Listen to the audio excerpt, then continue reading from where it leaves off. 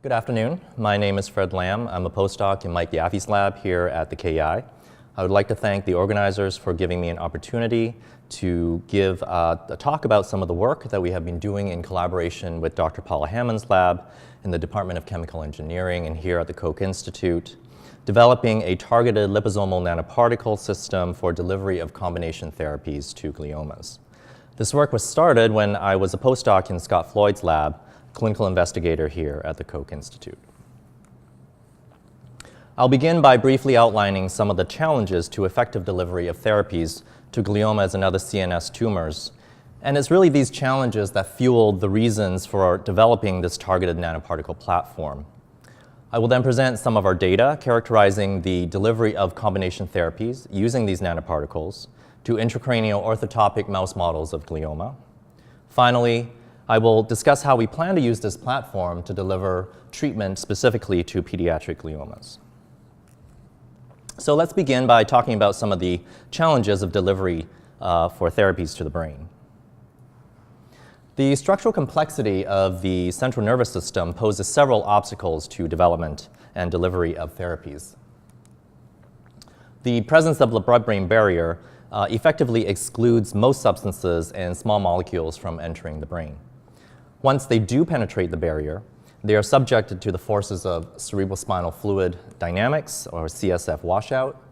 Expression of multi-drug efflux pumps, such as P-glycoprotein, are rapidly upregulated in order to maintain chemical homeostasis.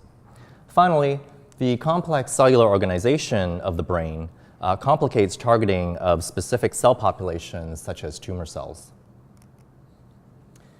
Nanotechnology are engineered materials with functional organization of less than 200 nanometers in average diameter and can offer potential solutions to these problems.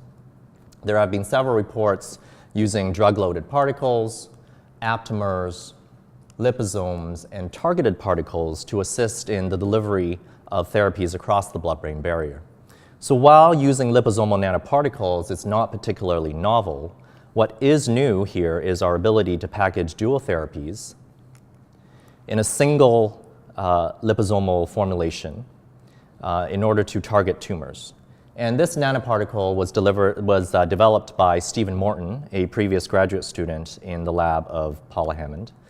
Stephen was able to package a hydrophilic drug in the core of this liposome and layer in a hydrophobic drug in the outer layer of the liposome, allowing for dual packaging in a single particle.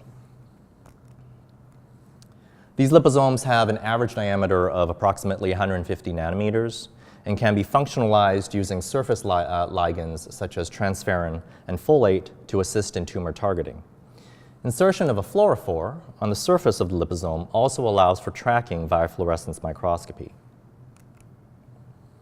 A single tail vein injection of folate-functionalized liposomes in flank xenograft mouse models of triple-negative breast cancer and non-small cell lung cancer produced durable uptake of nanoparticles by tumors, detectable 30 days post-injection, as can be seen here by good overlap between tumor signal and fluorescent signal.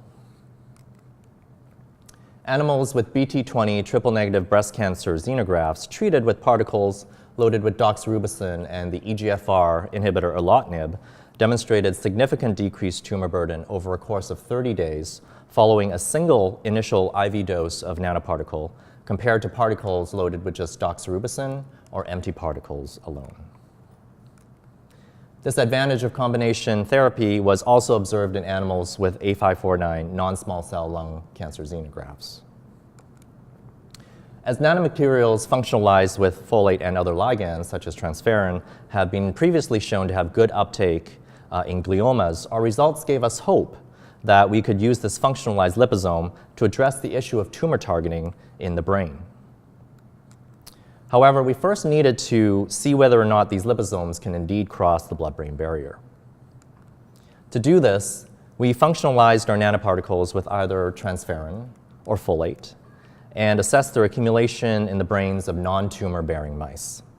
We observed modest uptake of these nanoparticles 24 hours post-IV injection into the brains of nude and BALB/C mice, compared to the absence of uptake by non-functionalized liposomes.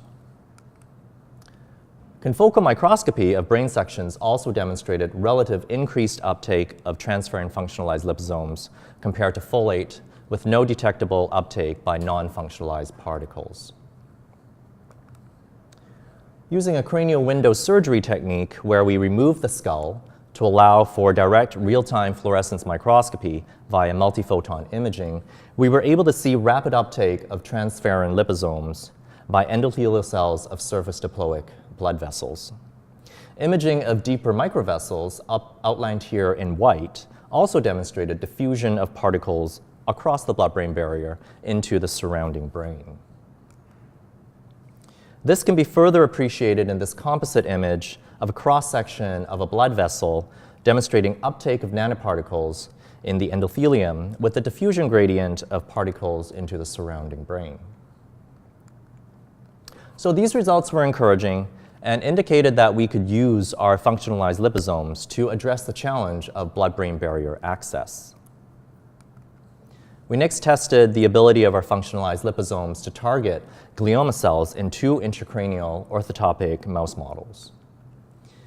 These are animal models generated by the intracranial injection of either U87 human glioma cells into the brains of nude mice, or GL261 mouse glioma cells into the brains of immune-competent black 6 mice.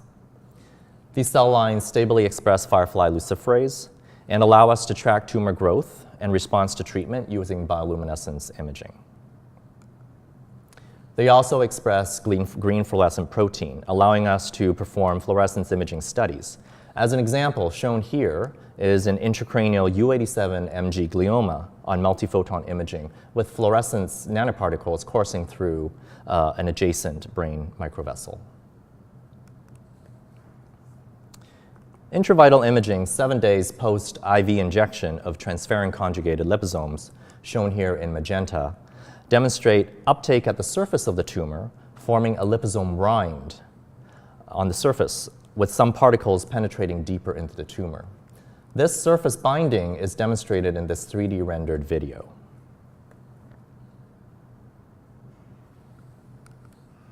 So these results indicated that not only were our nanoparticles able to cross the blood-brain barrier, they were also specifically targeting glioma cells in the brain. We were excited to then test the ability of our liposomes to deliver combination therapies. We tested the novel combination of the DNA-damaging agent temozolomide, which is currently the gold standard FDA-approved treatment for patients with glioma, with the epigenetic BET bromodomain inhibitor JQ1.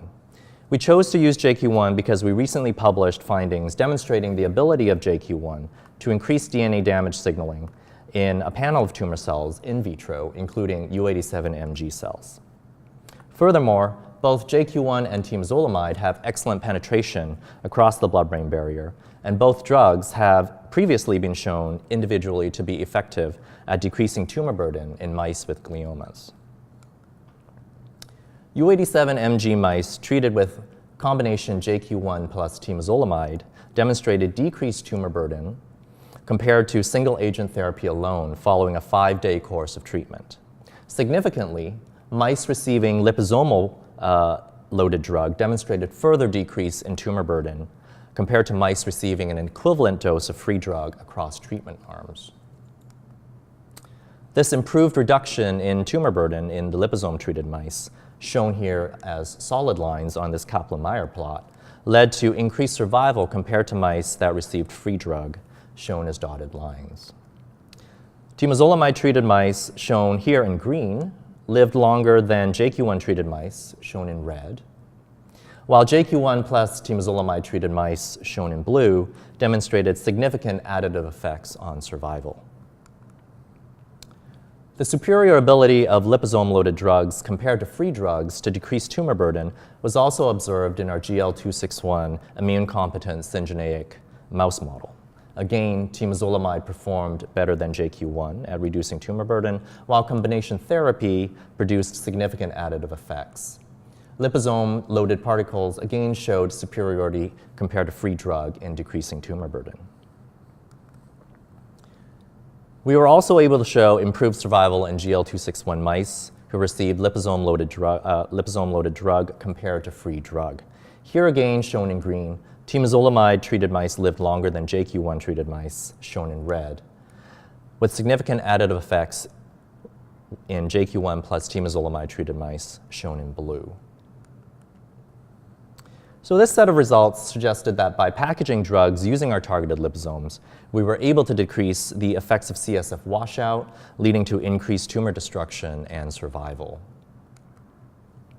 We did not directly test the ability of our drug-loaded nanoparticles to decrease efflux of temozolomide or JQ1 through multi-drug efflux pumps. However, the ability of drugs packaged in our liposomes to decrease tumor growth compared to free drug gave us hope that these pumps may have a decreased ability to export drugs when they are packaged in liposome form. Another added benefit of these nanoparticles is that it can shield the body from the toxic effects of chemotherapy. Blood testing over 4 consecutive days of treatment in GL261 mice treated with liposome-loaded drug showed relative protection against decreases in white blood cells and platelet counts due to the systemic effects of temozolomide and JQ1, suggesting that our nanoparticles provide stealth properties, shielding mice from the adverse side effects of chemotherapy. So what I hope to have been able to show today is that we have developed a novel platform that can package 2 distinct drugs into a single particle and target them across the blood-brain barrier to glioma tumors, effectively decreasing tumor growth in mice and providing a survival and therapeutic benefit compared to current conventional treatment using free drugs. So in the final minutes of this talk, I would like to now discuss how we can use this technology to deliver novel therapies to pediatric gliomas. In particular, we would like to generate an anatomically and genetically relevant mouse model of DIPG, or diffuse intrinsic pontine glioma, using patient-derived cell lines. DIPGs are often not amenable to surgical resection and have limited radiotherapy potential due to the unique location of these tumors in the pons. The blood-brain barrier surrounding DIPG tumors is often intact, unlike the leakiness that is seen in high-grade gliomas. We hope that our targeted liposomes may be able to enhance delivery of novel chemotherapies to DIPG tumors to improve treatment outcomes. There's also a lack of clinical response to temozolomide in most pediatric glioma trials. Recent reports using the demethylase inhibitor GSK-J4, the pan-HDAC inhibitor panabinostat, and a menin inhibitor have shown anti-tumor effects in vivo in models of DIPG harboring the H3.3 K27M mutation. We hope that the ability to deliver novel combination therapies using our targeted liposome platform may lead to significant advances in the treatment of DIPG and other pediatric brain tumors. In closing, I would like to acknowledge my PI, Mike, for his mentorship and support. This work was done in collaboration with Paula Hammond and a very talented graduate student in her lab, Stephen Morton. I would like to thank my previous supervisor, Scott Floyd, a clinical investigator here at the KI. This work was performed while I was a postdoc in his lab. I would like to thank Mike Heeman, and in particular his postdoc, Christian Braun, for sharing the GL261 cell line, Keith Ligon for his helpful advice, and Cecile Mayer, a previous postdoc in his lab who helped me to generate, or taught me how to generate intracranial xenografts. I would like to thank the Swanson Biotechnology Center, in particular Jeff Wyckoff in the microscopy core for performing the multiphoton imaging studies, as well as the animal imaging and preclinical testing facility. And finally, I would like to acknowledge my sources of funding. Thank you for your time and attention.